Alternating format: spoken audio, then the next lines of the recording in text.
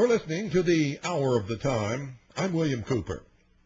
Yesterday, folks, we began our expose of the Marxist socialist engineering of the education of our children, using our children to spy upon the parents and the community, and as a method of social engineering for the future socialist totalitarian one world government, which is in the process of formation as we speak today.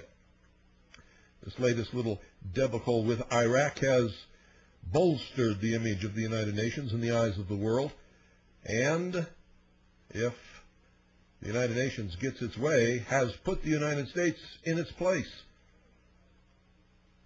And that's exactly what all this is, of course, intended to do.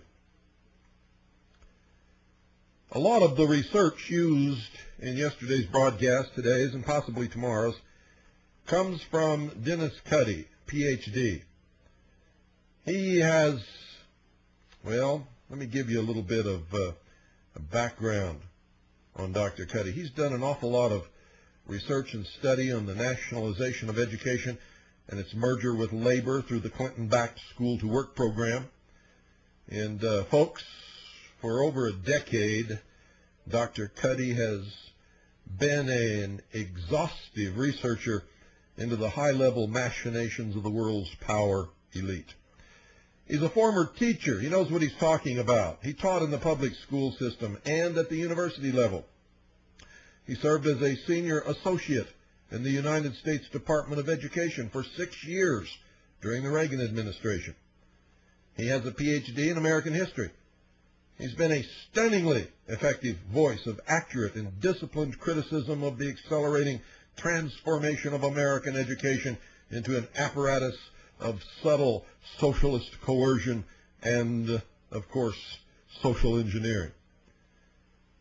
He's written numerous letters and commentary, and they've been featured over the years in the op-ed pages of national newspapers and magazines. He's also authored a dozen books and booklets on a wide range of topics. We're also taking information from Relevance Magazine, volume number 4, issue number 11, and from the tons of research that I and the members of my organizations have done over the years. So make sure you have pen and paper, make sure you're ready to take notes, and listen very carefully, folks, because what you're going to hear is going to really open your eyes. And if you have children in public school, it might make you very angry. If you missed yesterday's broadcast, you can make arrangements to order it, but you can't do it through this station or through the Independence Foundation Trust. You can contact Harvest Trust.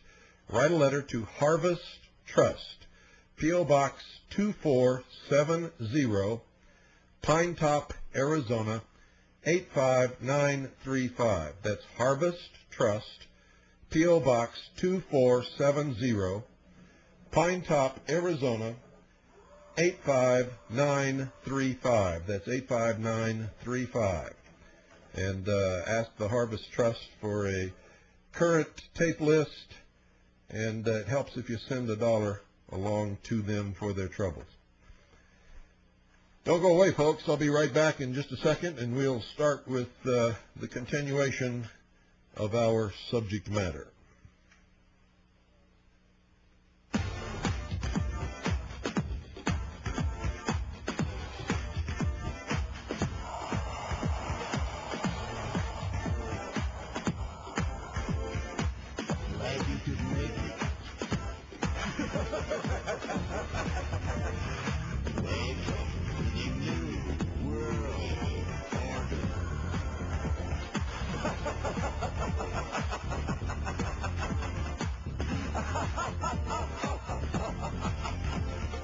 Never in human history has so few taken so much from so many as America's Illuminati and their warlords of Wall Street and Washington. In just 8 years, these banksters and international government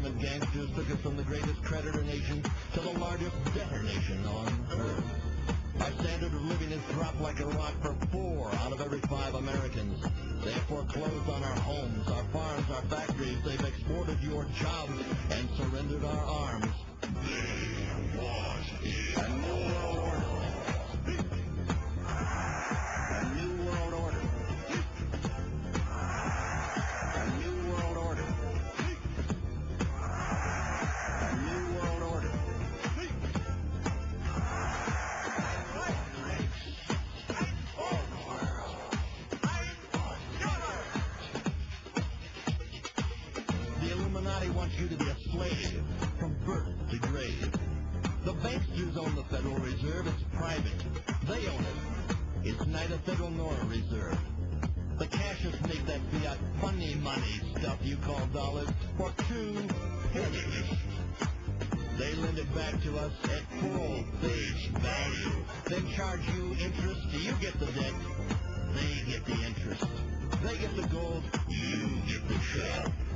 What is a new world order? A new world order. A new world order.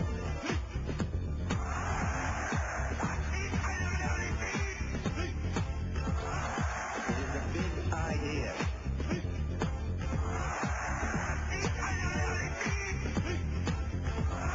It is a big idea. Oh, yes, it is a big idea. Too big for their britches, I think. America's Choice, High Skills or Low Wages was released in June 1990 by the National Center on Education and the Economy, known as NCEE, with board members including Hillary Marxist Clinton and David Rockefeller. And if you think I'm kidding about Hillary Clinton being a Marxist, the record of her charitable donations throughout the years, ladies and gentlemen, shows a long list of Marxist socialist organizations, some of which are well known for their terrorist activities throughout the world. America's Choice, High Skills or Low Wages was produced by NCEE's Commission on the Skills of the American Workforce, which included Laura DeAndrea Tyson, Director of Research of the Berkeley Roundtable on the International Economy at the University of California at Berkeley. Tyson has been a member of the Council on Foreign Relations.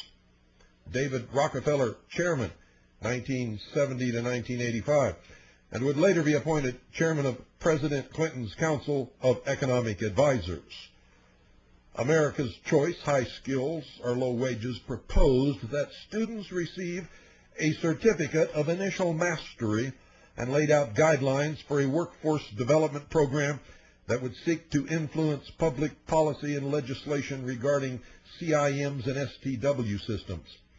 It also greatly influenced the work of the United States Labor Secretary's Commission on Achieving Necessary Skills, called SCANS, begun likewise in 1990. In its reports, the SCANS recommended the establishment of a, quote, nationwide system of human resource development, assessment, and certification, end quote.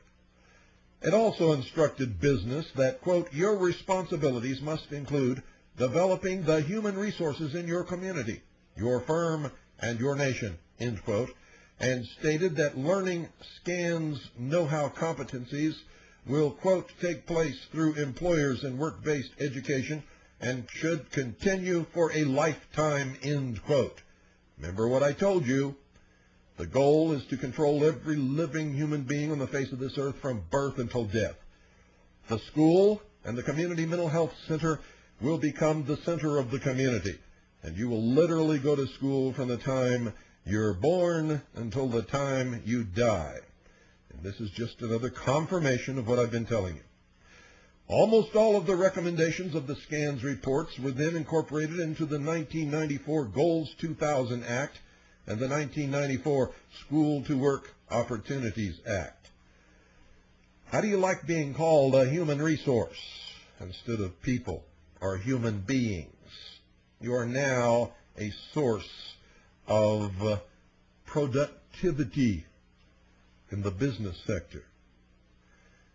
In September of 1990, 3 months after America's Choice was released, Robert Brecht's Polytechnical Education, a STEP, was published by the National Center for Research in Vocational Education at the University of California at Berkeley, with funding from the United States Department of Education. And in this document, ladies and gentlemen, one reads that, quote, the Soviet Union has developed a curriculum known as polytechnical education rooted in Marxist-Leninist ideology.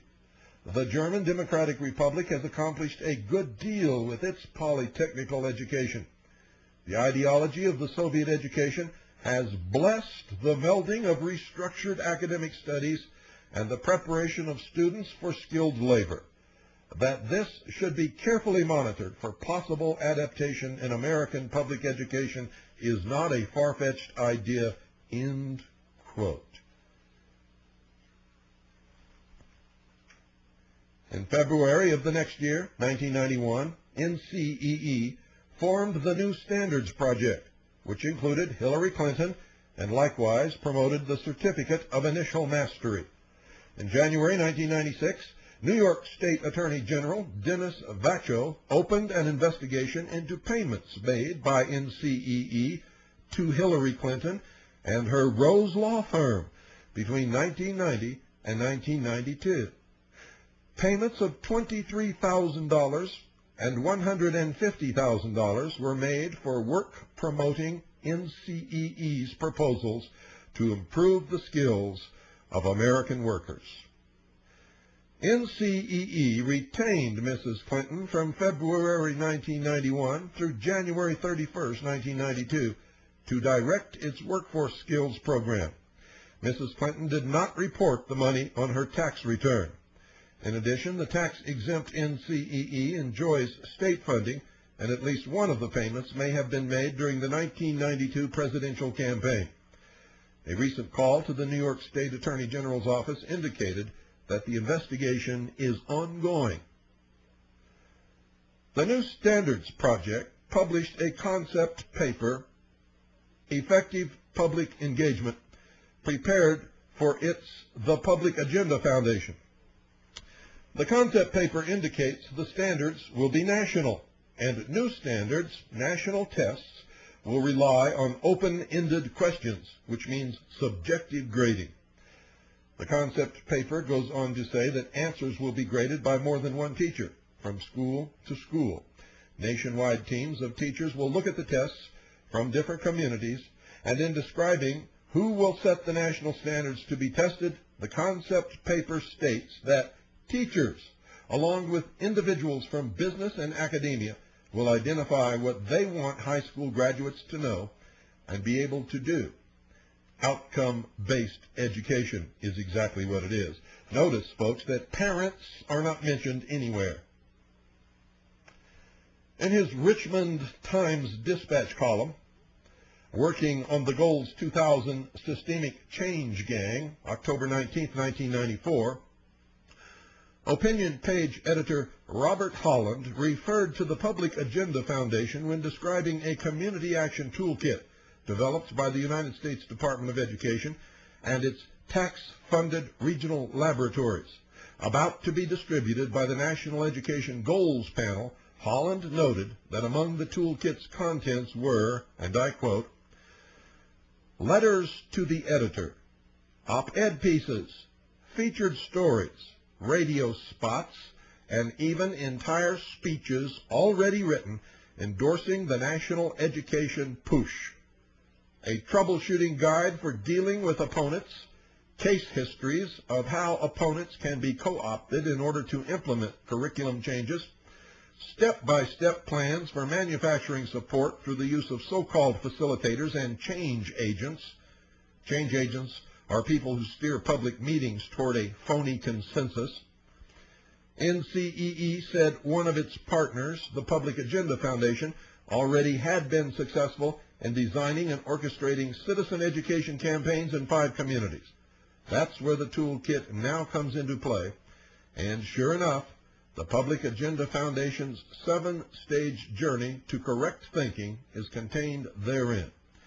At stage 1, citizens may not yet recognize that there is no going back to the basics in education. We must go forward to a set of new basics required for success in today's increasingly complex and competitive global economy, end quote.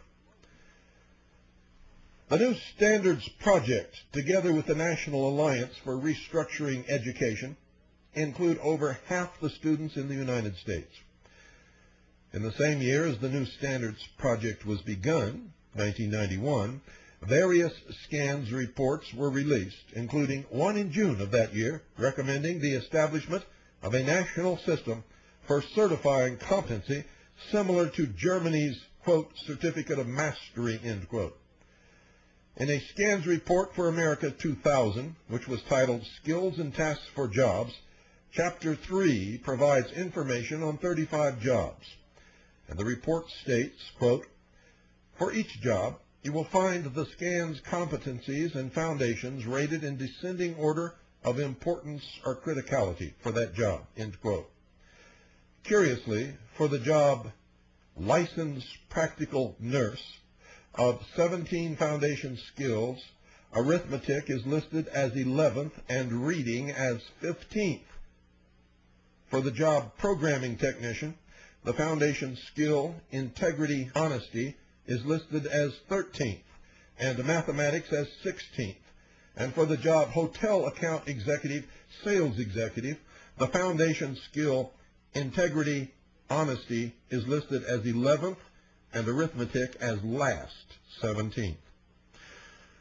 Also in 1991, the Carnegie Foundation chairman David Hornbeck, a former out-based education consultant for the Business Roundtable, co-edited Human Capital and America's Future, which described an approach Hornbeck admitted might be subject to the charge of big brotherism. Governor Bill Clinton wrote an endorsement of the book, saying that it, quote, defines the very heart of America's opportunities for the future, an educated workforce. This book gives us a blueprint for achieving the dreams of so many people, end quote.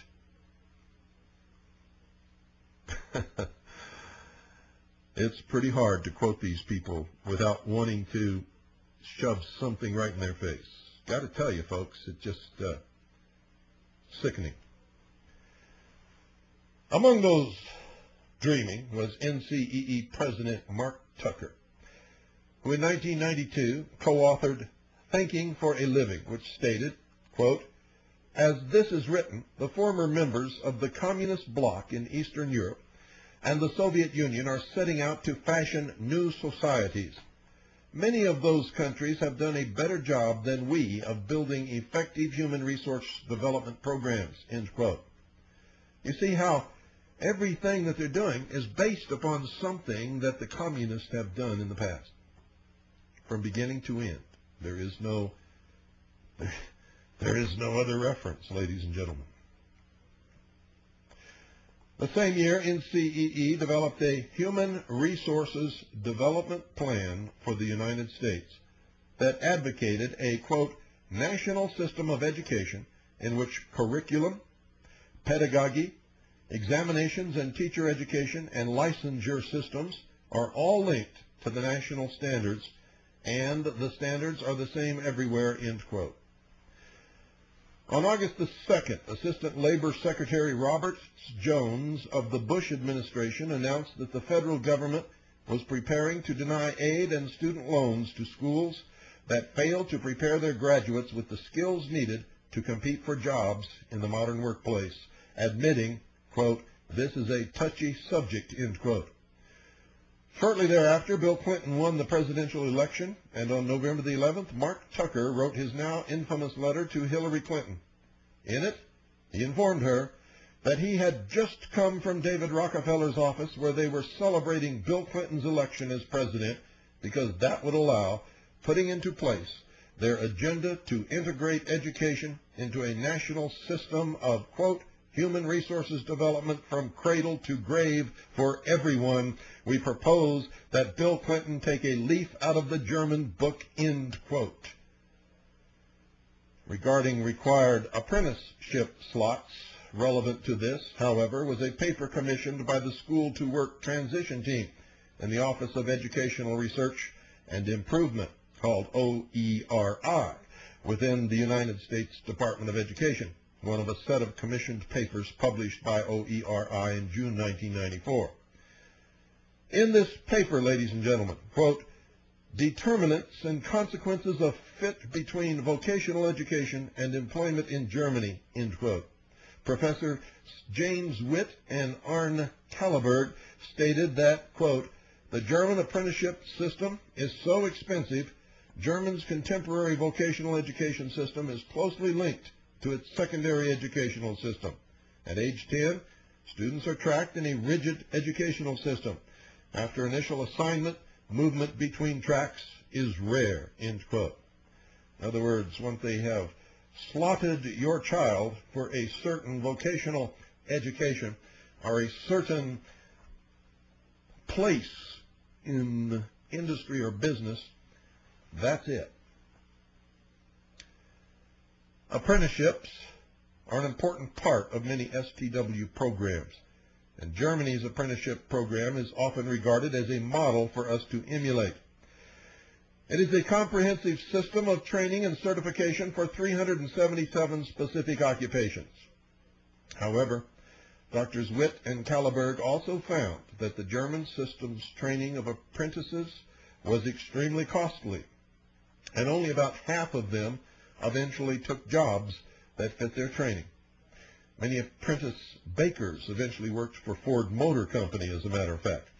And Syracuse University, where incidentally I just spoke as a guest of the African American Student Association, Syracuse University economist Kenneth Couch's study revealed that German apprenticeship graduates didn't make any more money on average than other high school graduates 5 to 14 years after their certification. Furthermore, the San Francisco Chronicle economics editor Jonathan Marshall wrote in the March 1995 issue of Reason, quote, "America's lack of a formal system for training youth may be a strength, not a weakness. In a fluid job market where employer demands are changing constantly, specific job training in their teen years may be wasted."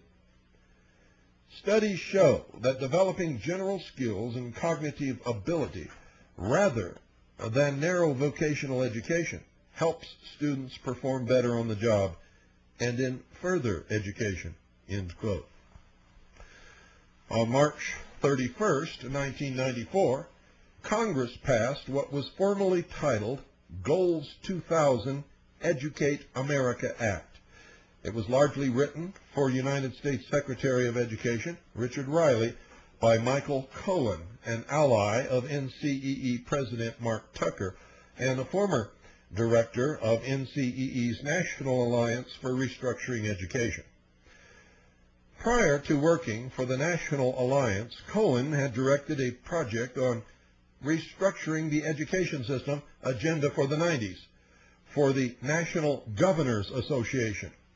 The NGA's Center for Policy Research received $691,000 from the Carnegie Corporation for this project. The V of Goals 2000 created a National Skills Standards Board, a member of which would be Carolyn Warner, former Superintendent of Public Instruction for Arizona, and a recent featured speaker in Beijing, China. According to the Arizona Republic, January 7, 1975, Warner ranked teachers higher in importance than the parents of their students, remarking that those who educate are more to be honored than those who bear children. How do you like that? That's the kind of thinking these people have. The latter gave them only life. The former teach them the art of living. The absolute despicable audacity of these new breed of reducators. That's right, I said reducators, Marxist, socialists, is seen in Warner's presenting as undisputed fact the bizarre notion that teachers, not parents, are the traditional instructors in the age-old task of teaching the child the art of living. I get so angry when I hear these people talk. It's like they're living on some other planet and actually don't understand the slightest basic principles and ideals upon which this nation was founded and that made it the greatest nation in the world, with the highest standard of living. at one time, the best educational system in the world, and a lot of other things. The fact that we're on the downhill slide is because of these people, ladies and gentlemen. These people are destroying this country from within. They're not Americans. They're Marxist socialists. And if they had their way, and if it was fashionable to admit it, they'd come right out and tout communism. Because according to Karl Marx and Lenin himself, the ultimate goal of socialism is communism. Make no mistake about it. And if you think communism is dead in the world, read Mr. Gorbachev's book, Perestroika, where he will tell you clearly that the fall of the Soviet Union was a deception to disarm the West. And then read Golitsyn, the high-ranking KGB defector, who told us years in advance that there would be a deceptive disintegration of the Soviet Union in order to disarm the West and bring about a socialist, totalitarian, one-world government. And then go back and replay the old newsreels or videotapes of Khrushchev banging his shoe on his desk in the General Assembly of the United Nations, declaring to the world that, quote, "We do not have to invade you. We do not have to bomb you. We will destroy you from within," end quote. That's exactly what they're doing.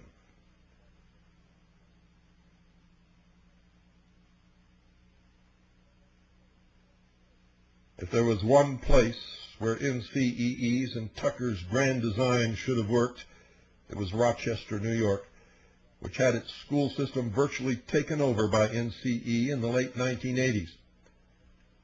However, by the mid-1990s, it was becoming clear that the Rochester schools were a disaster, total failure. According to that city's newspaper, the Democrat and Chronicle, May 7th, 1995, quote, 40% of ninth graders don't make it through high school. Fewer graduates attain the state's more stringent Regents diploma. Most middle and high school test scores remained flat or declined. Teams of administrators, teachers, and parents formed to improve schools often didn't work well together. Middle schools created to cater to the needs of early adolescents are large, chaotic, and occasionally violent. "We have failed," said Mayor William A. Johnson, Jr., end quote. But that doesn't deter these people. They want to implement these procedures nationwide. Why doesn't it deter them? Because the whole goal, ladies and gentlemen, is to dumb down the nation so that the people of the United States of America will accept their place in the new socialist world order. That's why the Constitution is not taught in our schools anymore. That's why the principles and ideals and the real history of this country are not taught to the students of our public schools.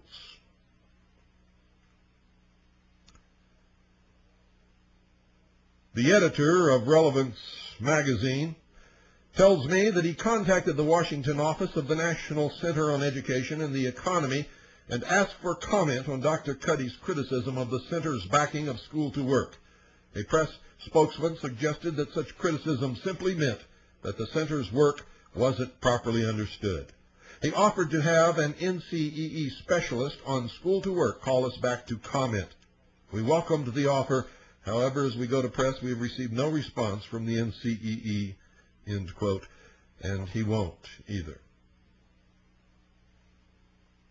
And now, if they thought he was just another community sheeple, he would hear back. And they would browbeat him and BS him and baffle him with baloney until he accepted as right their dictates. But he's not that kind of person, ladies and gentlemen. He's not that kind of person, ladies and gentlemen. Philip M. O'Halloran would have won that battle, and that's why they didn't call him back. Nor will they. They've never returned any of my calls either. On May 4th, 1994, just over a month after Goals 2000 became law, Congress passed the School to Work Opportunities Act, which provided that states receiving federal funds under this act had to coordinate their efforts with Goals 2000 and the National Skills Standards Act.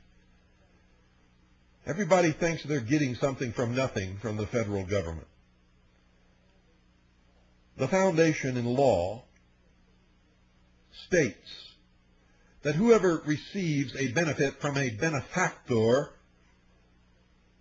must accept the benefactor's dictation on how they can use that benefit. There are always strings attached, ladies and gentlemen. And all of you out there, all of you who think in your wildest dreams that you're getting something for nothing from the federal government or even the state government, you need your heads examined. No government has anything that didn't first come out of the pockets of the people. What is wrong with you people? If you kept all your money at home, listen to me carefully, if you kept all of your money that goes out of your community at home, you could have the best school system, the best teachers, and the best educated children in the world. You could have the best paved streets, the best hospital, the best medical care in the world. You could have charities set up to take care of your homeless, people who are the victims of accidents, and the infirm and the elderly. The best in the world.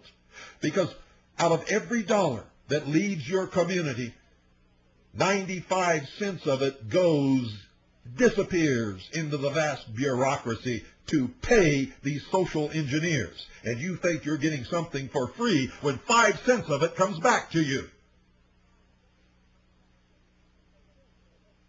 It's a shame that F.W. Woolworth closed, because there's a lot of other people that would like to go purchase brains like that.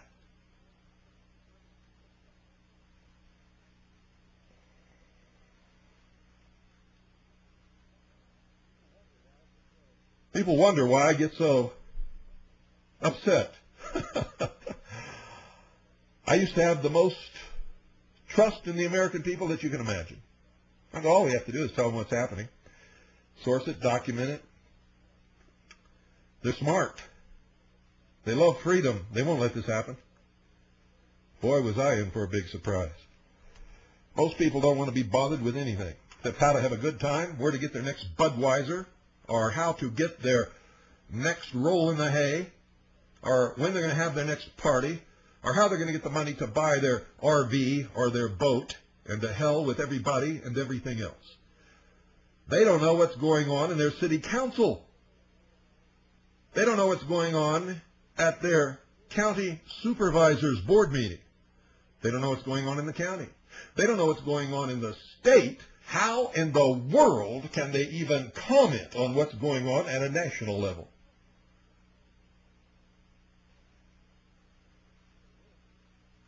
But they will. Oh yes, they pretend like they know something. Now if that makes you angry, I've hit it right on the nail. I have hit you right square between the eyes with the truth. If that upsets you, you are a sheeple, and you know it. And that's why it upsets you. Like somebody walking down the street, and all of a sudden, somebody comes running out of a bank and says, "Stop, thief! Stop that bank robber!" Only the bank robber gets angry and runs, folks. Everybody else just turns around and looks to see if they can see what's going on. So if it makes you angry when I talk like this, then I'm right on the money. I've hit my target, and you're it. You are exactly who I'm talking about. And you can pretend it's not true. You can blame all your problems on me or anybody else, but sooner or later, you're going to have to get up in the morning, go in the bathroom, and look yourself in the mirror.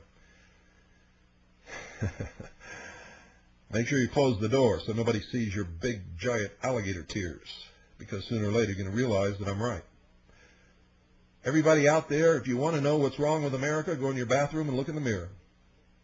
And don't think I'm lording it over on you, and don't think I'm some kind of elitist that feels that I'm better than anybody, because I'm going to tell you right now, for most of my life, that was me too.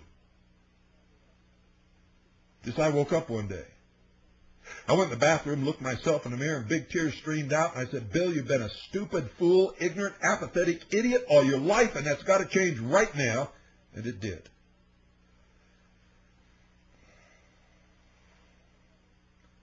So I have a lot of empathy. I understand where you're at. I understand what it feels like.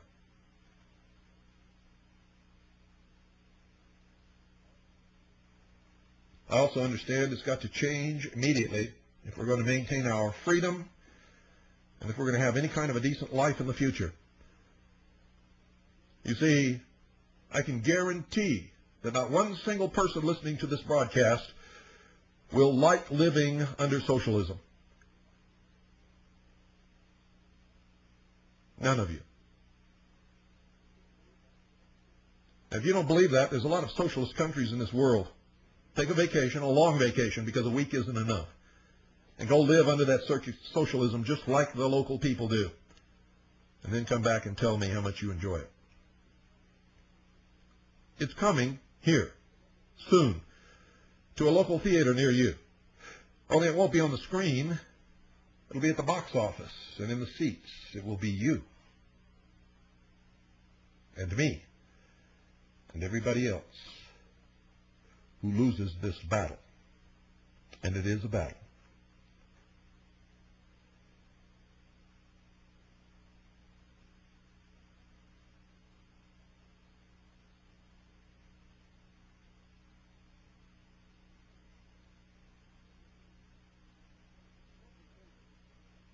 The publication, ladies and gentlemen, also referred to planning and programming, like that employed by the notorious PPBS outlined in the fall 1995 relevance special report called New World Orders, the One World Movement versus United States Sovereignty, an issue that I've expounded upon for many hours on this broadcast.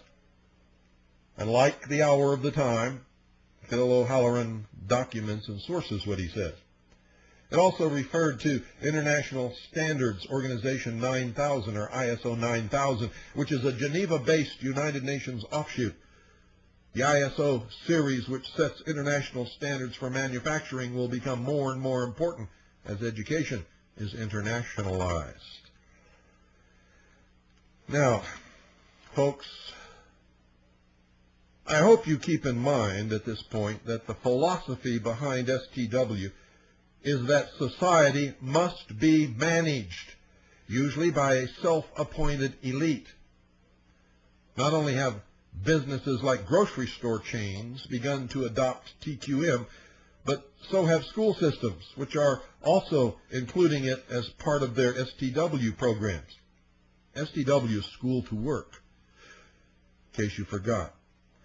In this regard, Richmond Times-Dispatch opinion page editor Robert Holland wrote of Tim Clem, a former Xerox executive for 10 years and a certified TQM trainer, in a July 9, 1997 column entitled TQM and STW Combine as the Twin Thieves of Individualism. Holland wrote this, quote, "Now, Clem speaks out strongly against TQM's use as an instrument to alter American society radically. Few Americans, says Clem, have a clue that the Federal School to Work Opportunities Act, a system currently being installed in all 50 states, extends TQM thinking into the schooling of America's children. To institute the TQM process, corporate trainers must bring about a total cultural change, wherein all employees shed their individualism for a unified set of corporate values. If corporations could hire new employees already steeped in TQM, they could save millions of dollars in training costs. That's where School to Work, a system avidly supported by many multinational corporations, comes in. As Clem noted, the STWOA is the School to Work Opportunities Act, in case you forgot that too, explicitly calls for all students, all of them, to be steeped in TQM techniques of group problem solving and associated attitudes. In other words, socialist or Marxist collectivism. The STWOA, that was an end quote, by the way, ladies and gentlemen. The STWOA also calls for all students to be assessed according to such affective skills as self-esteem, working in a group, and appreciating diversity. As with TQM, Clem notes STW reduces all jobs to a task level. The feds are rating the level of skill that will be necessary for performing each task, and STW is to match up students with those skills needed in the area workforce. The assessments of a student's personal qualities and TQM competencies go to prospective employers. That's the way TQM and STW have been wired to work together. It would be very hard to imagine any piece of social engineering more destructive of individual initiative, inventiveness, and enterprise. In short, the destruction of the American dream. The undermining, ladies and gentlemen, of American individualism and independence has actually been underway for quite some time, a long time as a matter of fact. Many educators today call themselves progressive and think highly of the father of progressive education, John Dewey. But those of us in the know that John Dewey is the man responsible for the stupidity of half of the nation's youth. Graduating children from high school that can't even read. Promoting students to the next higher grade level up when they can't pass the grade level that they're in, for fear that their self-esteem might be damaged.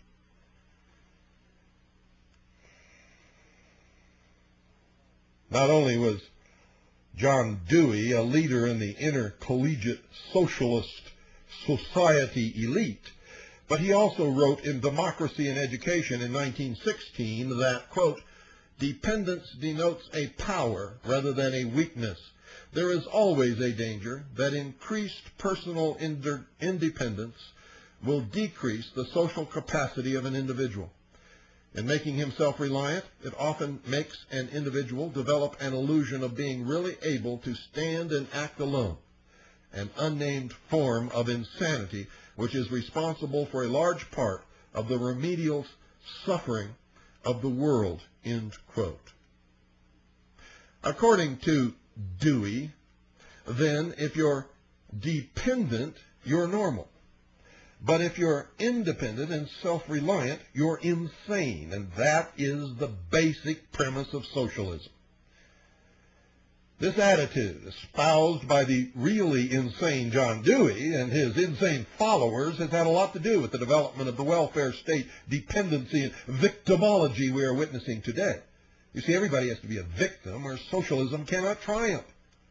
And when you allow yourself to be a victim, you are promoting the victory of socialism and your own enslavement in the dependency upon the state big brother who will change your diapers, tell you when to go to bed, when to get up, provide your entertainment for you, make sure that you have a job, and force feed you whether you want to eat or not. They'll stick a tube down your throat and shovel it in.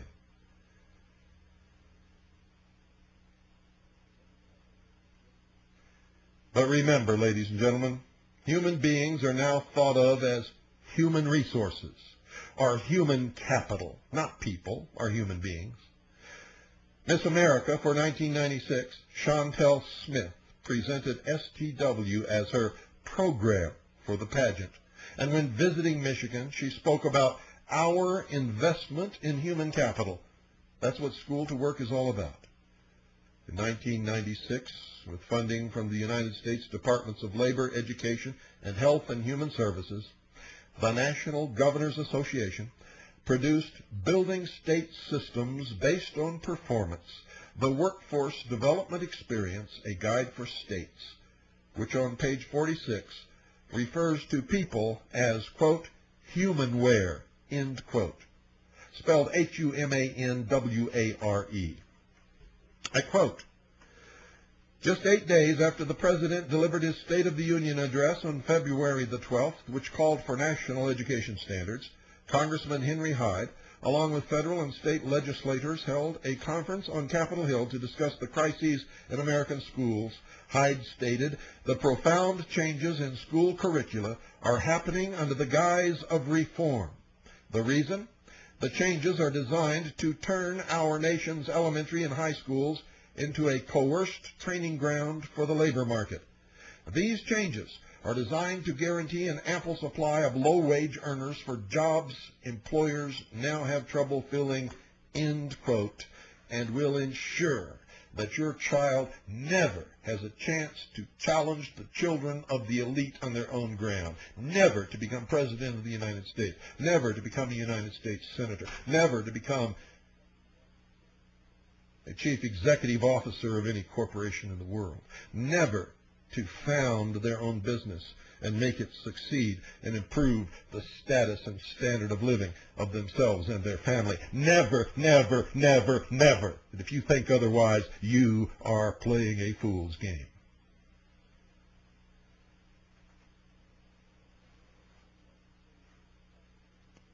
American students are constantly hearing school to work being promoted as a means of preparing them for all the high-tech jobs of the future. What crap. However, U.S. Senator Richard Bryan of Nevada, appearing on C-SPAN on April 4th, 1997, said, quote, "There are 10% fewer employed in high-tech jobs than in 1990, end quote. Furthermore, in the monthly Labor Review, November 1995, published by the United States Department of Labor's Bureau of Labor Statistics, there is a table entitled, quote, "Occupations with the largest job growth, 1994 to 2005, moderate alternative projection," end quote, which lists the top 4 largest job growth areas as follows. Listen to this carefully, ladies and gentlemen, because this is where your children will be going. Cashiers, janitors, and cleaners, including maids and housekeeping cleaners, salespersons, retail, waiters, and waitresses. And there's nothing wrong with these professions, ladies and gentlemen, if you choose or your children choose to go into that profession. There are some very honest, hard-working, and good people in this country who are in those professions, but they chose those professions. They weren't forced into those professions, like your children will be in the school-to-work programs. They will be channeled into the professions where people are needed to be employed, and they can tell you whatever they want. That's the reality of the situation. If there are only 10,000 new job opportunities in high-tech throughout the nation each year, that means only 10,000 students will go into those jobs, and the other millions of students will go into cashiers, janitors, and cleaners, including maids and housekeeping, cleaners, salespersons, retail, waiters, and waitresses.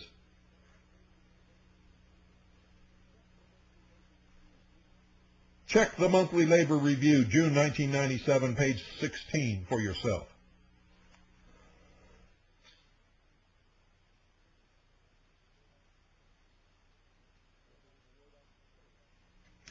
Don't believe a word I'm saying unless you can prove it in your own research. Listen to everyone, read everything. But unless you conduct your own research, you will never know the truth. You will never know who's telling you the truth. You will never know who's lying to you. You will never know when you're being manipulated and controlled. And most of you, for most of your life, are being lied to, manipulated, and controlled. Whether you believe it or not, whether you want to admit it or not, it's the truth.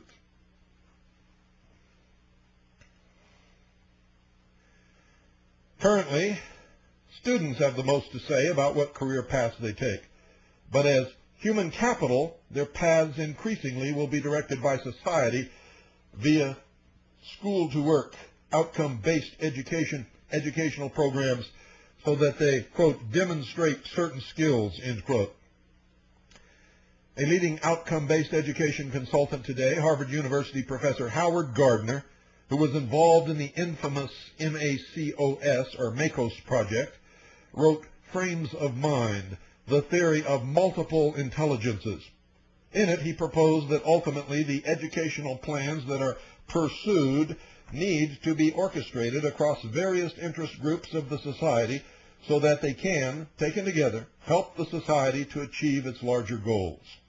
That's called social engineering in simple terms that you can understand. He goes on to say, individual profiles must be considered in the light of goals pursued by the wider society, and sometimes, in fact, individuals with gifts in certain directions must nonetheless be guided along other, less favored paths, simply because the needs of the culture are particularly urgent in that realm at that time, end quote. In other words, ladies and gentlemen, even though one may have the desire and skills to choose one career, if society needs individuals in an other, less favored career, then the individual should be guided toward those other careers. This attitude has caused criticism of school to work, as Margaret Terry Orr of the Institute on Education and the Economy at Columbia University's Teachers College remarked, quote, "Not everyone embraces school to work. There is a deep fear we are going to track children into dead-end careers," end quote. I'm telling you right now, it's exactly what they're going to do.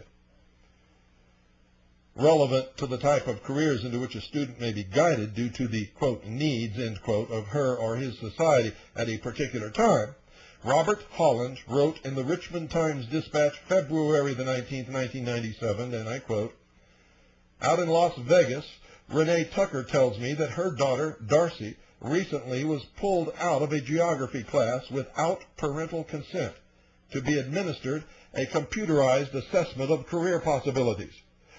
Darcy wants to become a veterinarian, but the computer said she ought to become a bartender or waitress, and it spat out a list of courses she ought to take in high school toward that end. Mrs. Tucker said, quote, "We're Christians, and the school stepped on my toes as a parent. It is my job to direct my child's career path, and it would not be in her best interest to be a bartender," end quote. Ah, but it might be in Nevada's best interest. You see, given the huge hospitality needs driven by the gambling and the entertainment industry, it just might be in the best interest of government. Right? Of course, the federal government isn't promoting school to work as something imposed upon the people by Washington, but rather as partnerships among members of communities. This is their deceptive language. Anytime you go to any meeting where there is supposed to be a public discourse on the benefits, the merits, or the distractions, or the derogatory points concerning these things, believe me when I tell you that the audience is seated. The whole meeting was planned and will be controlled through its course to present a false consensus for and in favor of school to work and all of these programs that they want. And unless you are an astute, very smart judge of human nature and a very, very keen observer, you'll never know it. You better prepare yourselves to confront these people. Take back your school districts. Educate your children in what they need to learn to succeed in society, become what they want to become, not what someone else thinks they ought to be. Because pretty soon, it will shift from ought to must, to jail term if you don't, or for parents if they stand in the way. They'll be breaking the law and going to prison. Eventually, that's exactly what's going to happen. The September 1997 issue of Community Update, a United States Department of Education newsletter, announced a September 16th satellite town meeting entitled Back to School, Families and Communities Working Together. The letter notes that U.S. Secretary of Education Richard Riley and panelists will emphasize the great need for community-wide partnerships. The Learning Channel will rebroadcast the September satellite town meeting on October 28th, and they did. The United States Department of Education produced the satellite town meeting series in partnership with the National Alliance of Business and the Center for Workforce Preparation. Most Americans never saw it. Well, I hope I've given you food for thought. We will continue with this tomorrow on the hour of the time. Don't miss it. And if you know somebody who has school-age children, make sure they're listening to 101.1 FM. Good night, folks, and God bless each and every single one of you. All of a sudden, in the middle of the night, there's a loud knock on your door. Hey, honey, something's not right. Throw out your arms. Things that will pass through. We're here from the government. We're here to help you. And I'm from the IRS with a power to tax. If you've got a complaint, send us a fax. Get out of this house. Surrender your guns. Give me your gold. You better obey if you want to go home. That's the good stuff and do what you're told.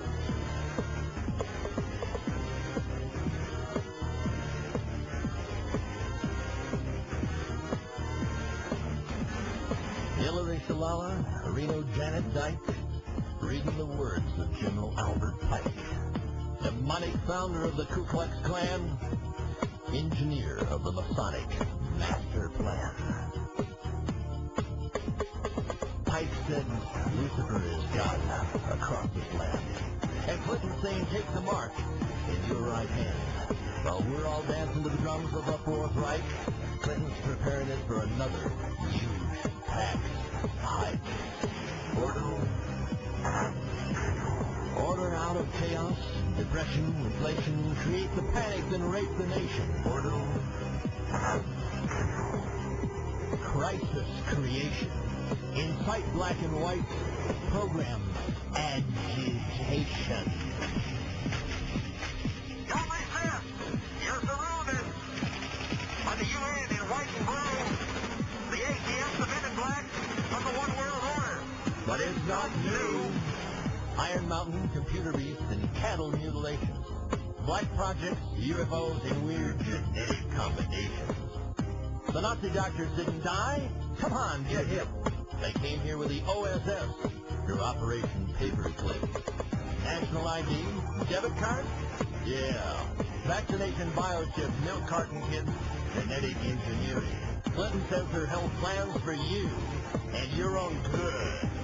Sure. And Adolf Hitler's Robin Hood. Masonic mind manipulation. Inciting riots. It's crisis creation. You're listening.